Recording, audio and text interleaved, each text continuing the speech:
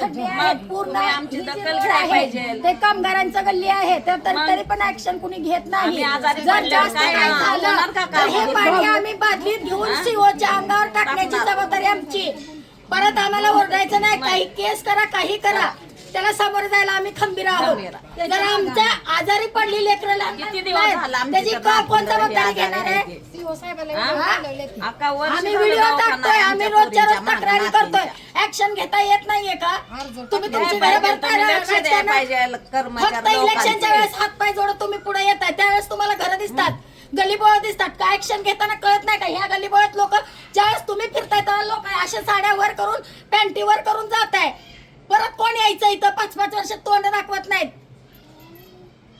हा, इलेक्शनच्या वेळेस म्हणजे तुमची घरं भरायला तुम्हाला पद पाहिजे त्यावेळेस तुम्ही लोक येत आहे, होय होय करतो, हातापाया पडताय, आणि परत कोण ऍक्शन घेणार? परत कोण बोलणार?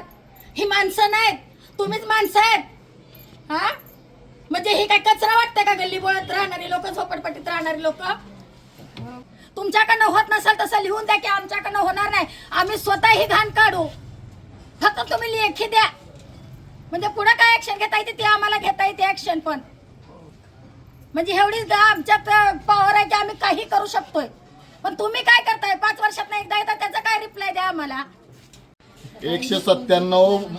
197 ब बौद्धनगर येथे गेल्या 4-5 महिन्यापासून ड्रेनेजचे घाण पाणी इथं लोकांच्या घरामध्ये जात असल्याची वारंवार तक्रार नगरपालिका प्रशासनाला केली असताना त्याची नगरपालिका प्रशासनाने कोणतीही दखल घेतली नाही. आता येत्या काही दिवसामध्ये पावसाळ्याचे दिवस आहे, पण पावसाळ्याच्या दिवसापूर्वीच ही अशी परिस्थिती या भागातल्या नागरिकांना रोज या पाण्यातून ये जावं करावं लागत आहे. इथे लहान मुलं त्यांची आजारी पडण्याच्या घटना घडत आहे. या भागात बघितलं तर पंढरपूर शहराची स्वच्छता करणारे सर्व सफाई कर्मचारी या भागामध्ये राहतात आणि यांनाच या घाण पाण्यातून जावं लागतं. या घटनेचा प्रथमतः मी निषेध व्यक्त करतो आणि इथं तात्पुरत्या स्वरूपात मोटर लावून पाणी काढण्याचं काम नगरपालिकेने केलेलं आहे, म्हणजे रडक्याचे डोळे पुसण्याचं काम केलेलं आहे. जर त्वरित इथला प्रश्न जर नगरपालिका प्रशासनाने, मुख्याधिकाऱ्यांनी, नगराध्यक्षांनी लक्ष घालून जर नाही सोडवला तर हे घाण पाणी नगरपालिकेच्या अधिकाऱ्यांच्या, नगराध्यक्षांच्या दारात आणून टाकल्याशिवाय आम्ही राहणार नाही.